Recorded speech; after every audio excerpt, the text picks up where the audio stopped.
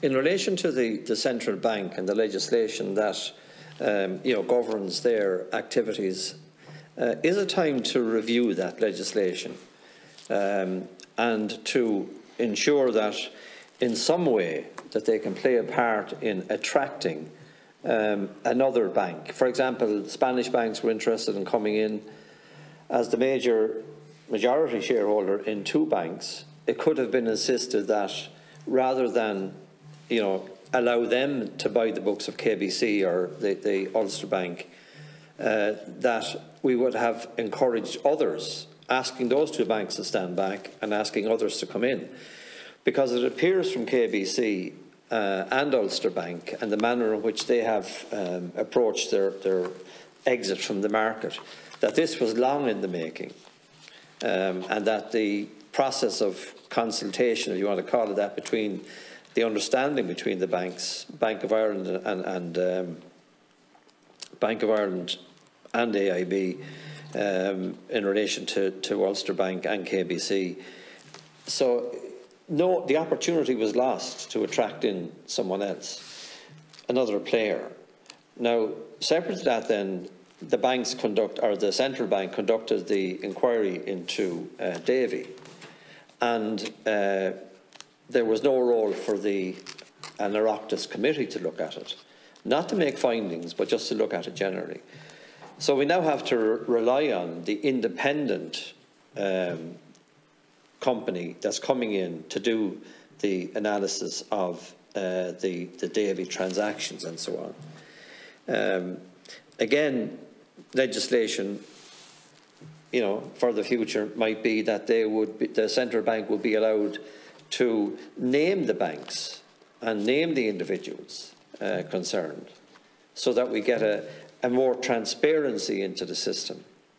And I believe it is only by opening up that route to transparency through the central bank that we'll get real accountability.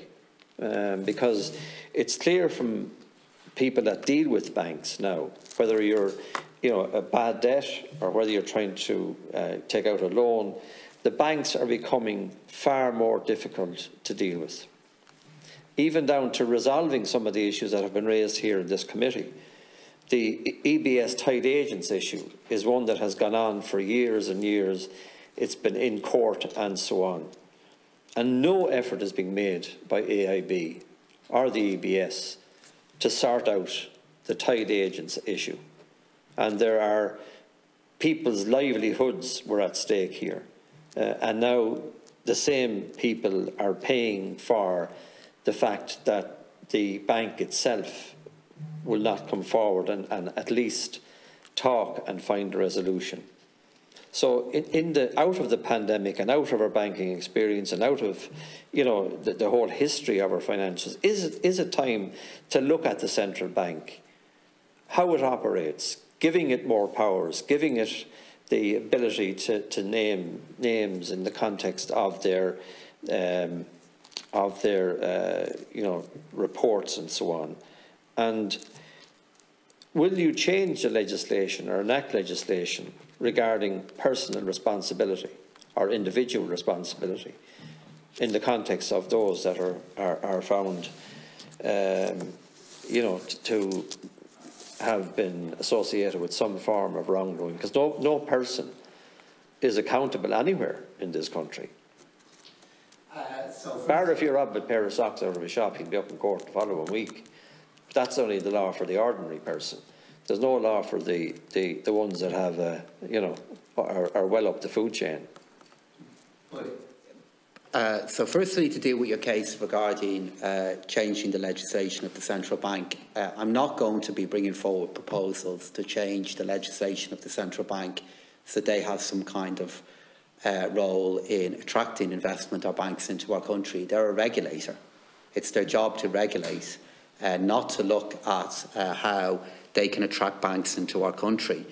And the idea, Deputy, that there was an opportunity lost, that there was an opportunity to attract banks into our country, we're seeing banks leave.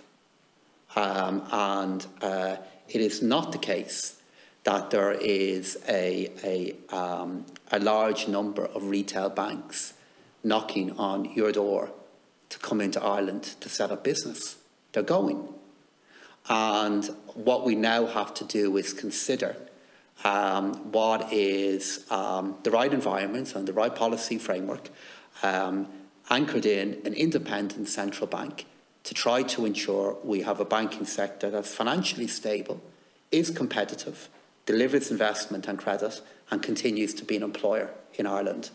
But the idea that I'm going to change the legislation to make the central bank have a role in attracting investment in, I'm not going to do that, because I don't think that would be conducive to their role as an independent regulator. The central bank do have the ability to make decisions in relation to individual prosecutions. They, our guards, have done that in the past. It has happened. They have an array of legislation that has been made available to them, which they need and which they use. And I've also said that I am developing proposals in relation to personal responsibility and would hope to be publishing the heads of that bill before the summer. I would just say to you, Mr. Nash, in the context of Ulster Bank, they had staff, they had a network. KBC had staff and a network. And if that was, put on the international markets, it creates not so much that you would go seeking, but I mean, a bank would be interested because they're not starting from scratch. And I know banks are exiting, but why should we allow the duopoly to take up the slack of Ulster Bank and KBC? That's the point I'm making. And it's easy to buy into banking if you have a network and if you have people already in place. So from that perspective, I think that we've lost an opportunity. That's all I would say to you. If you're aware of a bank that was considering buying Ulster Bank and KBC beyond what happened, and if you're aware of further international investment and wanting to set up a retail presence here in Ireland, maybe outside of this committee, you could share it with me. No, I'd share it with you in the committee, because that's a glib answer, Minister. I am simply suggesting that rather than let the occasion slip or an opportunity slip, that we would have done more to market the banks or insist that the banks would market themselves abroad. It's as simple as that, because rather than talk down our market, I'm not suggesting that you are, but rather than talk it down, let's talk it up and see what's out there, see if there's an interest out there. And that's all I'm asking, because in the last election was all about reform. It was all about change, the change that's necessary, and so on. And I have seen no change at all in the course of since the government was formed on issues like this. And that's why I'm raising the central bank, not in its role to attract in players, but in its role to make the players that are currently in the market more accountable, and that they would make them more responsible in terms of their individual actions within the bank. And outside of that, then, I'm suggesting that we won't know who might be interested in an existing bank if those existing banks that are going out of the market are simply going to sell to the two pillar banks, Bank of Ireland and AIB. I'm just putting forward the view. Well, it could be a view, and it is a view. I did not give you a glib answer, and I gave you a serious answer that reflects the challenge that we have at the moment in attracting in and maintaining large international banks in Ireland. It's not a glib answer, it's a realistic answer, Deputy. And I would certainly welcome the collaboration and help of this committee in, as you just said a moment ago, talking up Irish banking. I think it would be really beneficial if next time banks were in front of this committee, you acknowledge their role as employers. I'm not sure when Ulster Bank or KBC were in front of this committee, did you ever ask them if they were planning to leave? Did you ever ask them or say to them that you value the investment they have in Ireland? You value the employment? You value the work that they do? If you did, I may well have missed it. But to suggest that I'm offering a glib answer as I'm trying to answer a serious point from you, isn't the case. What I'm describing to you is an environment, Deputy, in which large banks at the moment don't want to be, international banks don't want to be present in Ireland in the way that they were. And if there were other banks, apart from the banks that are Irish, that are registered here, that were interested in these acquisitions, you can be sure we'd be aware of it. Okay, well, I have to answer. Deputy Director wants to come in. I'm impressed with the numbers of people employed by the bank. They're making an investment in the country for themselves. They come first. So what would I say to all of the banks that came before us and literally robbed their customers in the course of the tracker mortgage issue? What would I say to the banks that came before us and literally closed businesses and dealt with them in an appalling way? What would I say to banks whose customers, some of them, across all banks, committed suicide because of the way they were treated by the banks? So I praise them where praise is necessary. But where it's fitting to point out their faults and failings and the disgraceful way they treat their customers, then I will do so. And finally, in relation to the employees, we had the unions in here representing the employees. And they told us that they knew nothing about what was going on in the bank. They weren't even involved in it. And you're a shareholder, 14 majority in 2 banks and a minority in another bank. So I'm not afraid to praise banks.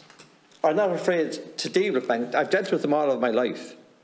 But I have to say that they leave a lot to be desired in relation to their culture. And if that wasn't the case, if I was absolutely wrong on this, then you wouldn't have that culture board appointed, which is a useless operation as well, because it's all funded by the banks. So I have a job to do here, and I'll hold them to account. I will absolutely do that for their employees' sake and for the sake of their customers. And I think that the government could do a hell of a lot more in holding banks to account. And you, Minister, could do a hell of a lot more in relation to your majority shareholding in the banks on behalf of the Irish people. And that's a view that I have too. So I'll share that with you now. And Deputy, I'm glad that you did. It's good to hear that view from you. I have views of my own, and I have duties of my own, just as you do, as Chair of this committee, I hold to as Minister for Finance. I don't recall in our exchange asking you to praise banks. I didn't. You were the one that said there could be a role, I think you said, in talking up and acknowledging the benefits of banking that there is in our country at the moment, and there are. What I'm challenging you on, and I repeat, is the contention that you have made that there are waves of international investors out of here that want to come in here to set up retail banks or to purchase the banks that have decided to exit, that I have missed or I have not pursued. I'm challenging you on that contention, and I'm telling you that I'm wrong. I'm telling you that you're wrong. And sorry, Chairman, just let me finish. Deputy, let me finish. I was very happy to hear your views because I respect them, and I think you'll allow me the opportunity to exchange my views back. The assumption that you're attempting to create, that there were opportunities out there for other owners of Ulster Bank and KBC beyond what has happened with Bank of Ireland and AIB, the inference that you're suggesting that I did not pursue those opportunities is plain wrong. The challenge that we do now have, Deputy, is to get the balance between calling out the issues that are of shared concern to us, and I am concerned about them too, and also having an environment in which we can have a banking system that continues to be a big employer in Ireland and continues to meet the needs of our economy. And that's a balance that both of us have an interest in getting right. Yeah, and I have an interest in attempting to try to attract in another player into the market. Everyone is in the interest of the country. And I'm sure that if you were to package KBC or Ulster Bank and put it out there, that we would then see whether or not there is any interest in picking up an existing bank with its staff, with its network, and I'm simply saying we never asked. The two banks never asked. They prepared to do a deal behind closed doors with existing banks, and I'm saying as a government and as a minister, we should all be concerned that that's the case, because now people in business and individuals throughout the country are forced to deal with deal with the duopoly that's there. And we've made no real attempt to introduce Sparkison Bank or community banking in Ireland, through whether it's the post offices or whether it's the credit unions or not. Can I just bring in Deputy Dorgan? Yes, but I do want to respond back. Yeah, that's fine. Let's just take a step back and consider what you're saying I didn't do. Two banks that the state doesn't have a share in, that are internationally owned. What you're suggesting is that I should have been involved in the sale process in relation to them, to play a role in attracting other buyers, that I am telling you that there is not a wave of wanting to come into Ireland. And I think it's perfectly credible to say that we need to do all we can to try to encourage more investment, more banks to come into Ireland. I spend a lot of time doing it. But Deputy, any sense that I was complicit or that I could have been more active in decisions that were made by KBC or NatWest is not one I accept. You well know from listening to me that that's not what I was doing. You're the shareholder in the two banks. They could have been asked to stand back while the other two banks, KBC and Ulster, were encouraged to see, is there anyone interested? Are we that bad here that there's no one interested in it? That's all I'm saying.